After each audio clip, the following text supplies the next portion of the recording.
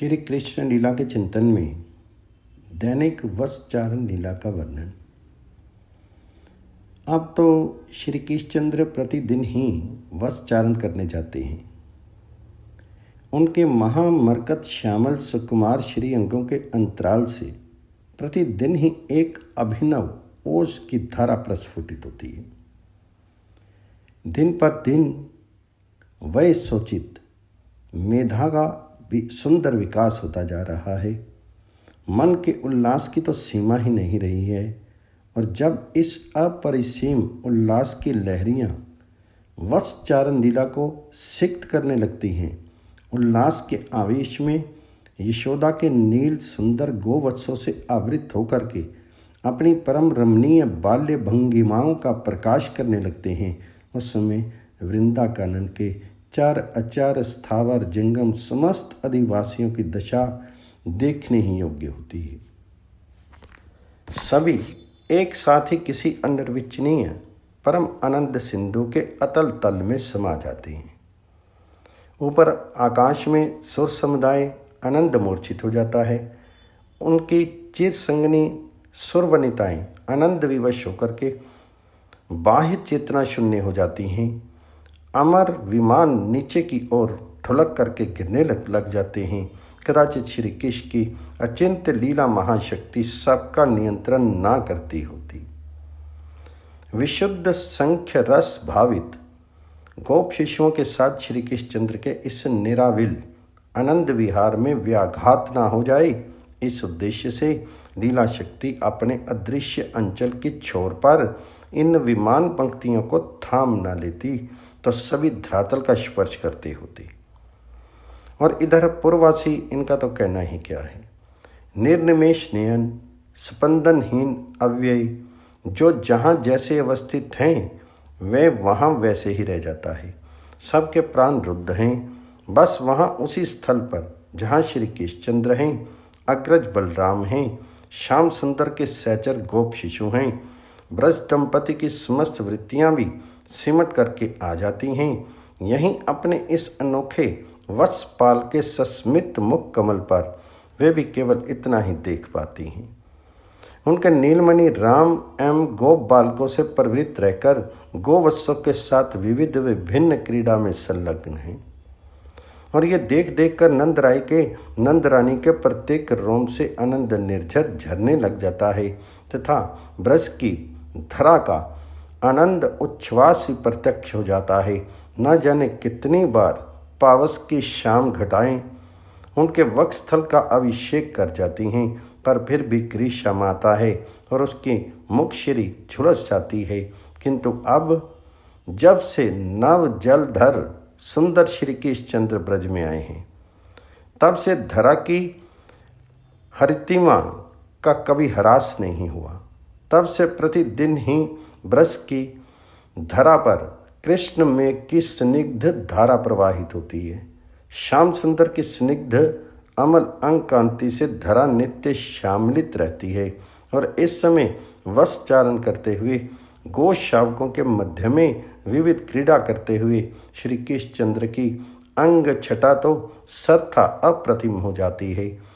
धरा का अणु इस छटा की छाया से शाम में हो जाता है। कण कण में नव नव सुकोमलतम तृण अंकुर उदय हो जाते हैं। धरा का आंतरिक आनंद व्यक्त हो जाता है। इस प्रकार समस्त ब्रजपुर को सुख समुद्र में निमग्न करते हुए श्री कृष्णचंद्र की वत्सचारण लीला जब कुछ दिन चलती रहती है और वे इस कार्य के लिए पूर्ववासियों की दृष्टि में सर्था कुशल परम सुदक्ष सिद्ध होते हैं, तब श्री कृष्णचंद्र का उत्साह और भी बढ़ता है। अब तक ब्रजेश्वर ने प्रसाद संलग्न लघु गोष्ठ के गोवत्सों को ही भार श्री कृष्ण को सौंपा है।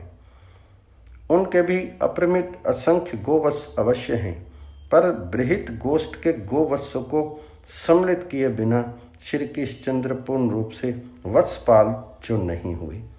अतः श्री कृष्णचंद्र जनक जननी के समक्ष पूर्ववासियों के समक्ष अपनी योग्यता की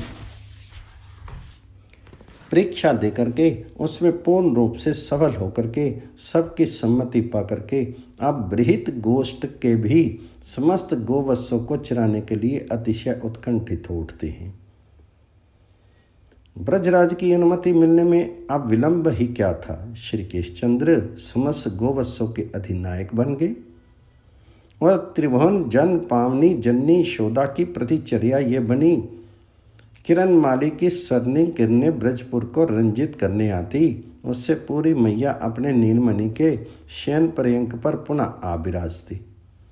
ब्रजराज महिषी परिचित है अपने समस्त पुरवासियों के स्वभाव से। उनके नीलमणि का दर्शन पाने के लिए गोप सुंदरियों के प्राणों में कितनी आतुरता है, ब्रजरानी से अब छिपा नहीं रहा है।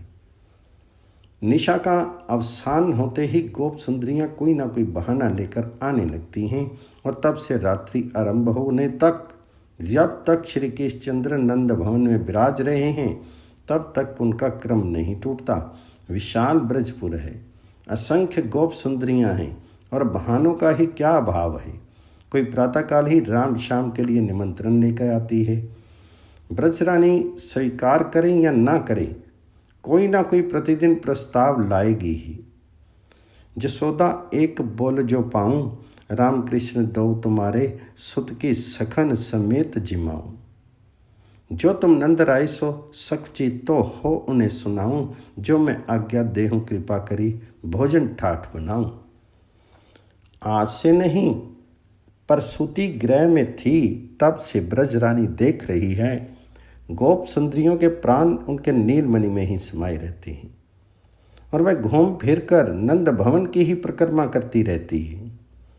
नीलमणि जब पालने झूलने लगे, गोप सुंदरियों के तालबंध पर नृत्य करने लगे, उस समय गोप सुंदरियां आती और ब्रजेश्वरी के चरणों में अपने आकुल प्राणों की अभिलाषा निवेदन करती। ये नित्य नेम जसोदा जो तेरी तिहारो लाल लडावन को, प्रातः समय उठ पलना झुलाऊं संकट भंजन जस गावन को। नाचत कृष्ण नचावत गोपी, करकट ताल बजावन को। आस करन प्रभु मोहन, नागर निरखी बदन सचु पावन को। ये सुनकर के ब्रजरानी के नेत्र छलक उठते। बहनों, नीलमणि तो तुम सबों का ही है, कहकर उनकी गोद में नीलमणि को रख देती और उनका मनोरथ पूर्ण होता। मैया यहाँ की रीति से परिचित है, उन्होंने देख लिया है। जो एक बार नंद भवन में आया है, उसने अपने मन प्राण सब कुछ नीलमणि को समर्पित कर दिए हैं। ब्रज की रीति अनोखी री माई, जो कोई नंद भवन में आवत ताको मन हरि लेत कन्हाई। ना जाने कितनी बार संध्या समय जननी यशोदा के भवन में गोप सुंदरियां आई हैं, अपना दीप प्रज्वालन करने, मानो उनके घर दीप प्रज्वलित करने के साधन नहीं हो। इतना ही नहीं, दीप जलाकर वे बाहर गई हैं और अपने मुख श्वास से ही उस दीप को निर्वापित कर पुनः नंद भवन में लौट आई हैं। जैसे हो, जिस मिस से हो, उनके नेत्रों को नीलमणि के दर्शन होते रहे। इतना ही उन्हें अभिप्रेत है। नीलमणि उनके पलक की ओट हुए कि उनके प्राण हाहाकार कर उठते हैं। घन नंद महर के मिस ही मिस आवे गोकुल की नारी, सुंदर बदन बिन देखे कल न परत, भूल्यो धाम काम आछो बदन निहारी। दीपक ले चली वारी, बाट में बड़ो कर डारी, फिरी आवे छवि सो ब्यार देती गारी। नंददास नंदलाल सो लागे नयन, पलक की ओट मानो बीते जुगचारी।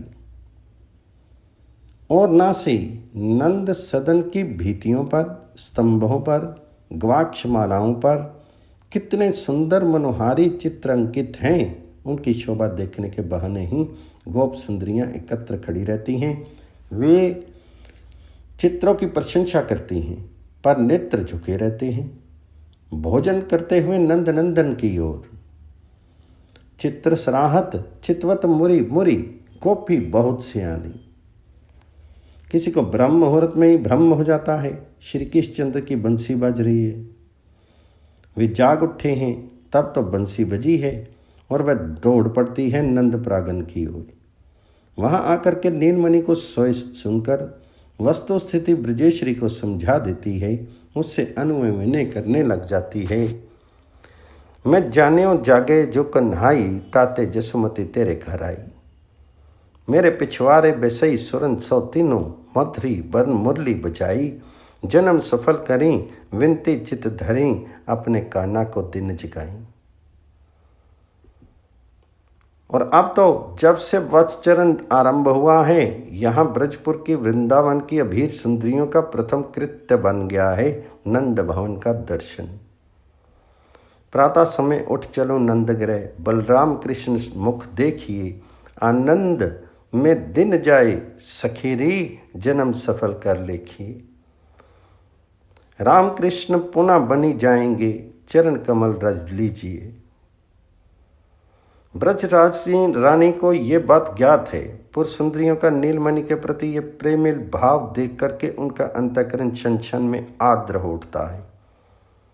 वे सबके प्रति सदैव रहती हैं, यथा योग्य सबके मनोरथ पूर्ण हों, ऐसा अवसर वे प्रदान कर देती हैं।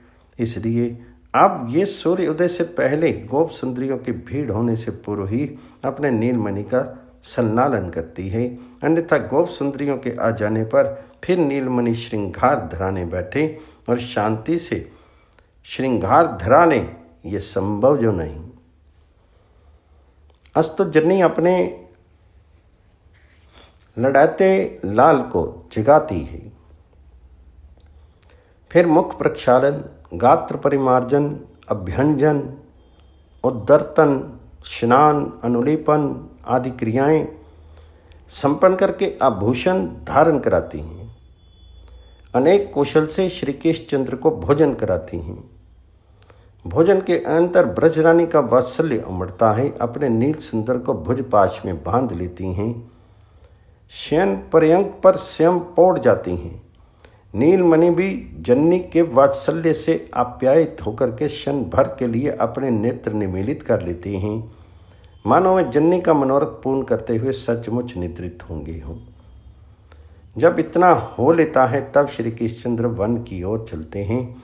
जन्नी भी अनुगमन करती है। रह रहकर जन्नी अंचल से मुख पहुँच करके आदेश करती है, बस यहीं तक, यहीं से, इस स्थान से ही लौट आना भला। और तब श्री कृष्णचंद्र मधु मिश्रित कंठ से मृदुल मधुर आश्वासन वचनों से जन्नी को परितृप्त करके उन्हें घर लौटा देते हैं। यह बनी है ब्रज महारानी की दैनंदिन प्रतिचर्या। किंतु ये सब होकर भी बलराम एवं श्री कृष्णचंद्र ब्रज की सीमा से दूर गोवंश चराने नहीं जा पाते। इसमें जन्नी का शासन अभी तक ज्यों का त्यों बना है। ब्रजपुर के निकट रहकर ही वेणु, वेत्र, श्रृंग, कंदुक प्रभृति अनेक प्रकार की क्रीड़ा सामग्री लिए सुबल और श्रीदाम तथा अगणित गोप बालकों के साथ मिलकर के दोनों वत्सचारण करते हैं। अवश्य उनकी यथेच्छ क्रीड़ा के लिए अब कोई प्रतिबंध नहीं रहा। समीप में ब्रज दंपति नहीं, व्यसक गोप गोपी नहीं, परिचारिकाएं भी नहीं, क्योंकि कुछ दिन सकुशल वत्सचारण होते देख करके सबके मन में अनिष्ट आशंकाएं शिथिल पड़ गई। अतः राम श्याम को निर्बाध क्रीड़ा का अवसर प्राप्त हो गया। कभी तो उनकी वंशी बजती, कभी दोनों भाई एवं गोप शिशु सभी मिलकर के बहुत से बिल्व एवं आमल की फल एकत्र करते तथा उन्हें रज्जु निर्मित क्षेपण यंत्र के द्वारा ऊंचे आकाश में अतुंग वृक्षों की शाखाओं पर फेंकते। होड़ लगती, कौन कितना ऊंचा कितनी दूर निक्षेप कर सकता है। कभी एक विशाल मंडल की रचना होती तथा मंडल के मध्य में खड़े होकर के राम श्याम अपने मंजीर मंडित चरणों से समधुर नृत्य करते। कभी दो विचित्र मंडलियां निर्मित होती, एक ओर समस्त गोप शिशु होते और दूसरी ओर राम श्याम। गोप बालक कंबल से, वस्त्रों से अपने अंगों को ढक लेते, दोनों हाथ पृथ्वी पर टेक देते, ग्रीवा ऊंची करके सिर को भी ढक लेते, केवल नेत्रों के समीप कुछ स्थल छोड़कर शेष अंग आवृत हो जाते और यथासंभव श्रृंग आदि के आकार बना करके कृत्रिम गौ वृषभ बन करके सज करके एक पंक्ति में खड़े हो जाते तथा उनके ठीक सामने राम श्याम भी ऐसी ही साज से सज के कृत्रिम ऋषभ बन करके गरजने लगते। फिर परस्पर युद्ध आरंभ होता। इस युद्ध में विजय तो प्राय गोप शिष्यों की ही होती, पर हारने पर भी राम श्याम के आनंद का पार नहीं रहता तथा कभी कभी इन सब क्रीड़ाओं से श्रांत होकर इन्हें परित्याग करके राम श्याम दोनों भाई किसी सरोवर तट पर किसी वृक्ष की सुशीतल छाया में जा विराजते।